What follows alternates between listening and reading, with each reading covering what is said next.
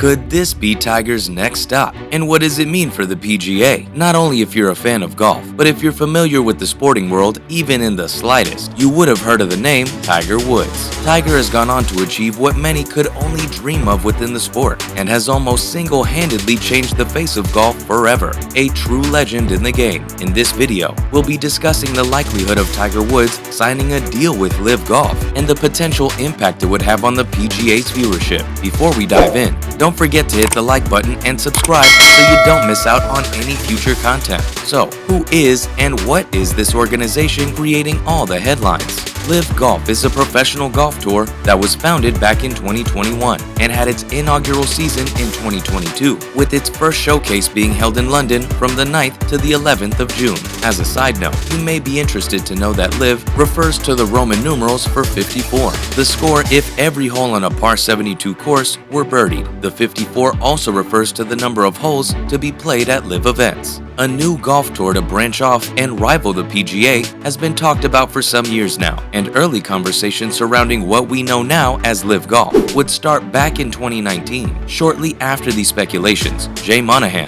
PGA Tour Commissioner, would come out to confirm that anyone thinking of playing in a new league would be barred from all PGA-related tour events. But despite the warning, it only seemed like a matter of time before something eventually materialized. It's reported that early on in LIV's evolution, the Premier Golf League held talks with Saudi investors about a partnership. These discussions didn't come to fruition, and the Saudis would go on to fund a completely separate organization with outlines to establish a global professional league. This organization is what we now know as LIV Golf. LIV Golf launched in October of 2021, with former golfer Greg Norman being appointed as the CEO. The inaugural season of the LIV Golf Invitational Series offered 8 54-hole no-cut stroke play tournaments and a final team championship held at the Trump National Doral, Miami. A short while after its launch, it was announced that LIV Golf would evolve in 2023 into a league format with a 14-event schedule and 48 contracted players. It's reported that this league has a prize fund of $405 million. But what's the realistic possibility of Tiger Woods signing with this new outfit? Well, to answer honestly, it's a matter of opinion. Amongst the controversy and criticism, if LIV Golf achieves its ambitions, there's no doubt the organization will be around for a long time and could become the face of golf indefinitely. But it's by no means a certainty. The promoters of LIV Golf have maintained an honest aim of trying to rejuvenate the sport and bring in new audiences. However, if they didn't know before, the Saudi investors now know it won't be so easy to just simply roll to the top and attract the world's Rory McIlroy.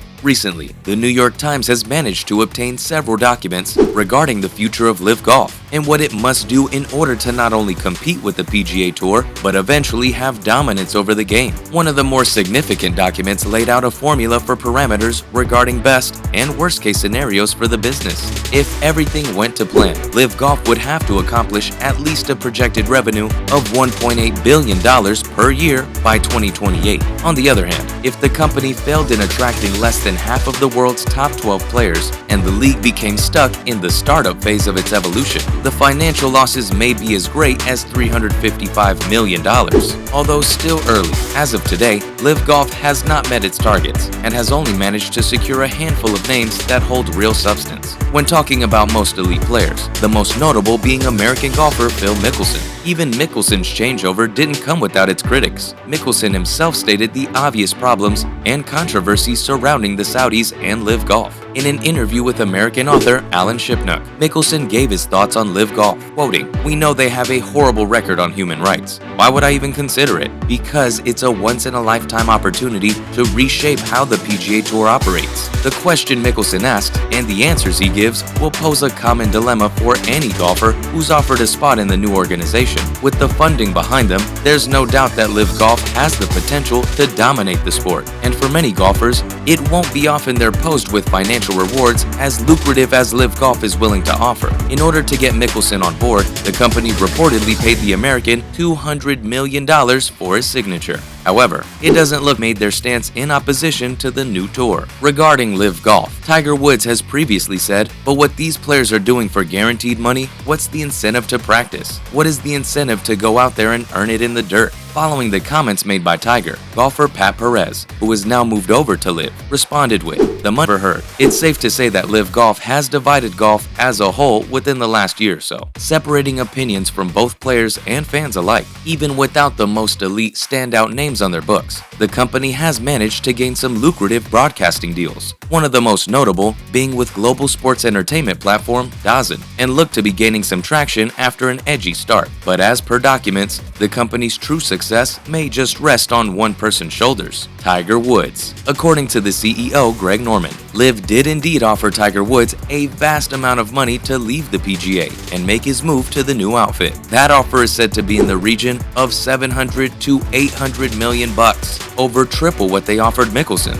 not only through the sponsorships, but also through the sheer numbers in terms of viewing figures that Tiger Woods would bring to Liv. It's no wonder why his signature is seen as essential for the company's growth. In order to compete with the PGA Tour, Liv Golf would need to be attracting the focus of many golf fans, players, and sponsors to its tour. If you haven't got Tiger or Rory on your books, it's near impossible to be considered at the forefront of the golfing world. Going by his comments, it's clear Tiger isn't exactly enthused by the project of Live Golf, implying that it would take something extraordinary to see him leave the PGA Tour. But if he did decide to make the switch over to Live, how would it impact the PGA and its viewership? Live players and officials have been singing from the same hymn sheet when it comes to talking about the PGA Tour, and more specifically their apparent decline in viewership numbers over the recent years. It's well known that in comparison to other sports, golf, and especially the PGA Tour, has one of the oldest age demographics around today. When questioned about it, the PGA has responded by saying that very demographic is affluent, well-educated, and business-minded.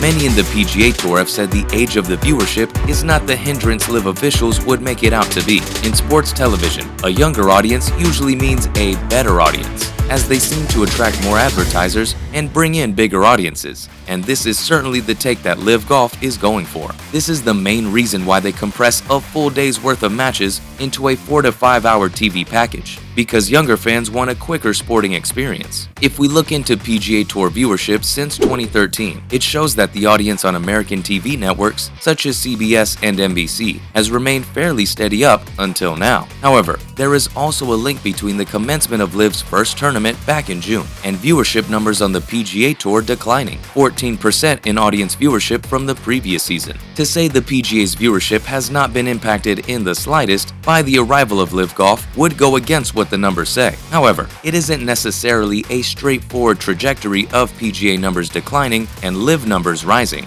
As of today, the PGA still holds a monopoly over the golfing audience with the TV deals they have and the number of elite players still on the books. Live executives have remained firm that they expect to have a US media deal in place by the end of 2022, with Fox Sports being the most likely option, considering all other major US media companies have ties to the PGA. The TV companies seem to be content with the numbers the PGA Tour brings in and view it as good business. So, there you have it. As of today, it would seem pretty unlikely that Tiger Woods would make the move to Live Golf, and therefore pretty unlikely we could see a decline in the prospects of the PGA Tour. Of course, golf